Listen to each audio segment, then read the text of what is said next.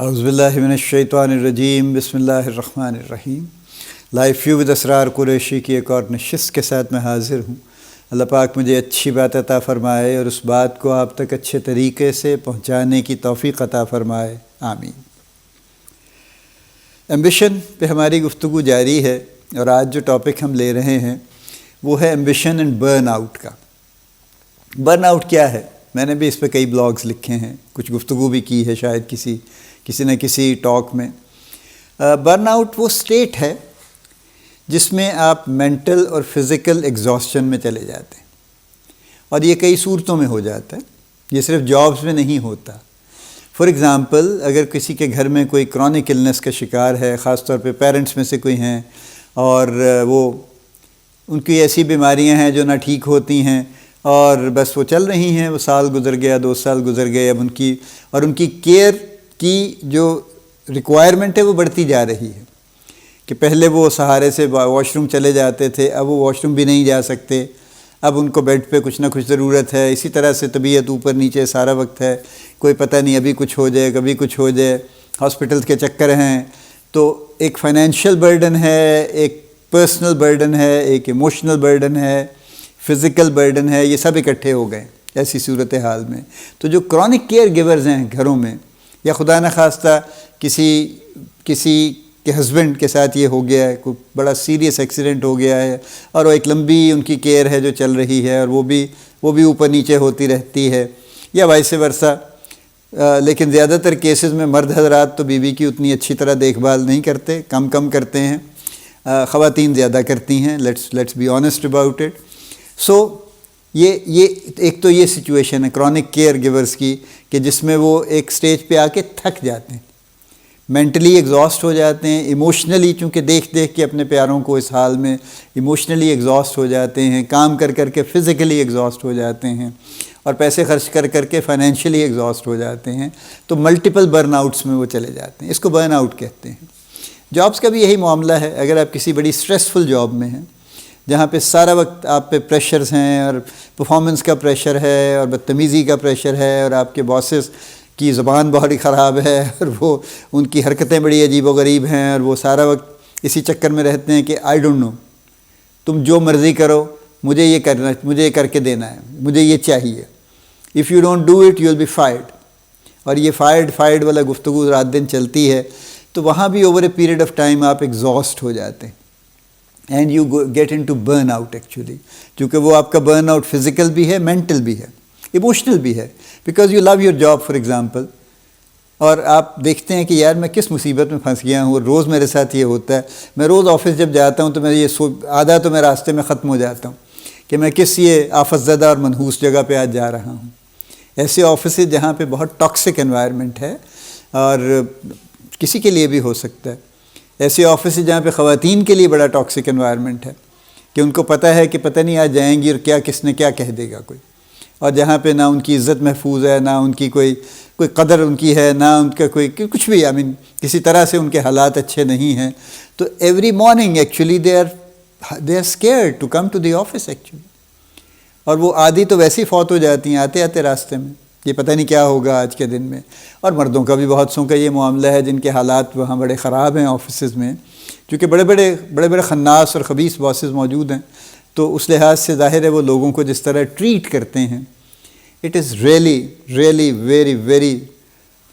Pathetic, it's very difficult. Anyway, تو burn out میں چلے جاتے ہیں۔ ایک تیسری صورت بھی ہے برن آؤٹ کی،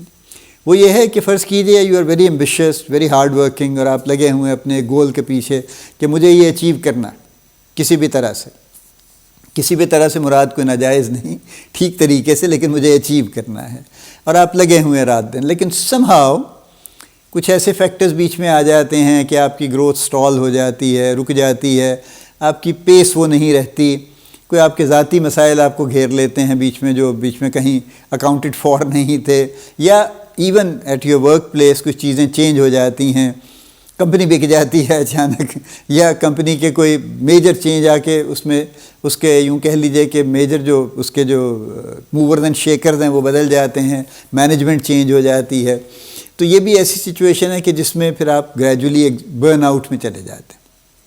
کہ اب یہ میں اتنا یار میں کیا کروں، کتنے دن کام کروں اور میں کب تک کرتا رہوں، اور یہی لڑائی ہے ہر روز کی، تو آپ پھر gradually physical mental burnout میں چلے جاتے ہیں۔ اسی طرح کی اور سچویشن بھی ہو سکتی ہیں، you can think about many actually. Burn out uncommon نہیں ہے، burn out is a fairly common thing, لیکن جب برن آؤٹ ہوتا ہے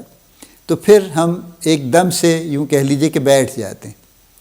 اور ہمارا حوصلہ کم ہو جاتا ہے، ہماری انرجی کم ہو جاتی ہے، اور ہماری سوچ تھوڑی مڈل ہو جاتی ہے، دھندلی ہو جاتی ہے، and we really don't know what to do.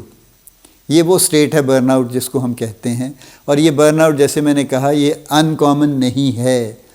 یہ کافی لوگوں میں ہوتا ہے، اور کسی بھی شخص کے ساتھ کسی بھی سٹیج پہ ہو سکتا ہے۔ تو ایمبیشن اور برن آؤٹ کا دو تعلقات ہیں۔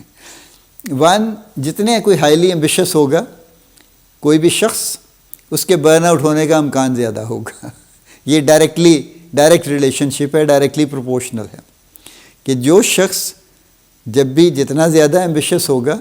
اس کا برن آؤٹ ہونے کا امکان بھی اتنا زیادہ ہوگا، چونکہ اندر سے اتنا ہی، یعنی وہ بہت زیادہ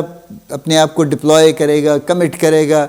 اپنے اوپر بوجھ ڈالے گا بہت کہ بس مجھے ہر صورت یہ اچیو کرنا ہے، تو اس کے برن آؤٹ ہونے کا امکان بھی بڑھ جاتا ہے۔ اور جن لوگوں کی ایمبیشن کم ہے آبویسلی ان کے برن آؤٹ ہونے کا امکان بھی کم ہے، چونکہ نہ وہ اس لیول پہ آپریٹ کریں گے، نہ کبھی ان کو فیس کرنا پڑے گا کہ وہ برن آؤٹ کی سٹیج پہ پہنچیں۔ دوسرا معاملہ یہ ہے اس کا، ایمبیشن کا دوسرا تعلق ہے، پہلا تعلق تو یہ ہے، دوسرا تعلق یہ ہے کہ جیسے میں نے پہلے بھی میں بار بار کہتا ہوں کہ اگر آپ کی ایمبیشن ریئل ہے، ٹرو ہے، ٹروثفل ہے، تو پھر آپ کو برن آؤٹ سے بچانے اور برن آؤٹ سے نکالنے کے لیے بھی یہی کام آئے گی۔ یعنی اگر آپ اپنی ایمبیشن کے ساتھ سچے ہیں تو آپ جب کوئی چیزیں آپ کی توقع کے مطابق نہیں چل رہی ہوں گی اور آپ برن آؤٹ کی طرف جا رہے ہوں گے شاید، تو آپ برن آؤٹ پہ نہیں جائیں گے پوری طرح سے۔ آپ کی ایمبیشن آپ کو ڈرائیو کر لے گی کہ نہیں ابھی تھکنا نہیں ہے، ابھی اور کر سکتے ہیں، ابھی اور کر سکتے ہیں، ابھی اور کر سکتے ہیں، چلے چلو۔ فیض صاحب نے کہا تھا نا کہ چلے چلو کہ وہ منزل ابھی نہیں آئی، تو وہ منزل ابھی نہیں آئی، چلے چلو، تو آپ کو چلاتی رہے گی ایمبیشن۔ اور پھر یہ ہے کہ جب آپ تھوڑے سے مزید سٹیبل ہو جائیں گے تو آپ کے برن آؤٹ ہونے کا رسک بھی گریجولی کم ہوتا جائے گا۔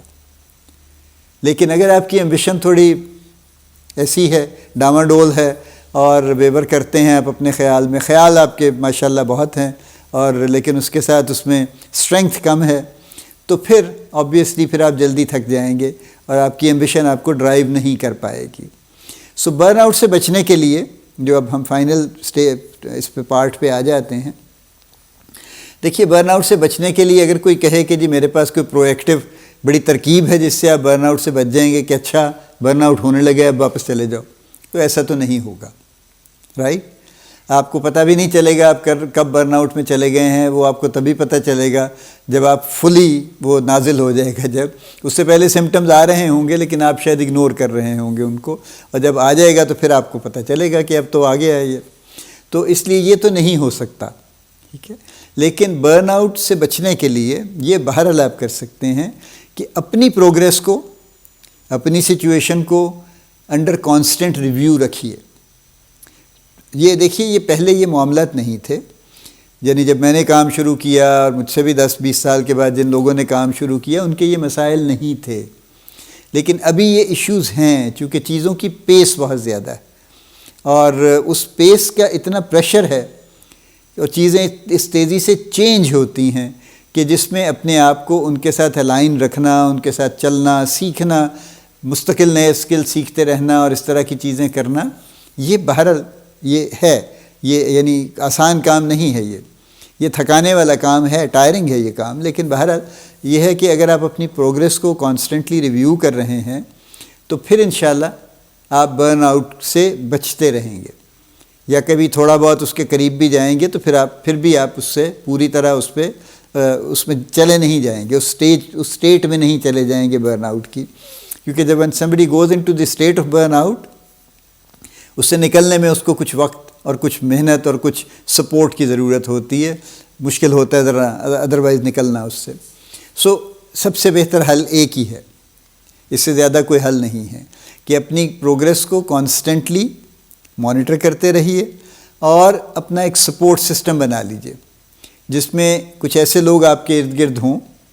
جو کہ نہ صرف آپ کی پروگریس کو ریویو بھی کریں بلکہ آپ کو گریجولی آپ کو مستقل کچھ نہ کچھ فیڈ بیک دے کے آپ کو سپورٹ بھی کرتے رہیں کہ اچھا یار کوئی بات نہیں، یہ ہے، اچھا یوں کر کے دیکھ لو یا یوں کر لو یا فلاں کر لو، یہ بھی ریویو کا حصہ ہے ایکچولی۔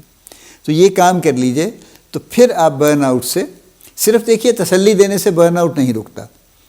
اگر کوئی کہے نا کہ جی میرے ایک بڑے صاحب ہیں، جی بڑے دوست ہیں میرے، فلاں ہیں میرے، کرم فرما ہیں، بس میں جب بھی پریشان ہوتا ہوں ان کے پاس جاتا ہوں، میرے کندھے پہ ہاتھ رکھتے ہیں اور کہتے ہیں بس کوئی بات نہیں، اللہ کرے گا ٹھیک ہو جائے گا، اللہ کرے گا ٹھیک ہو جائے گا،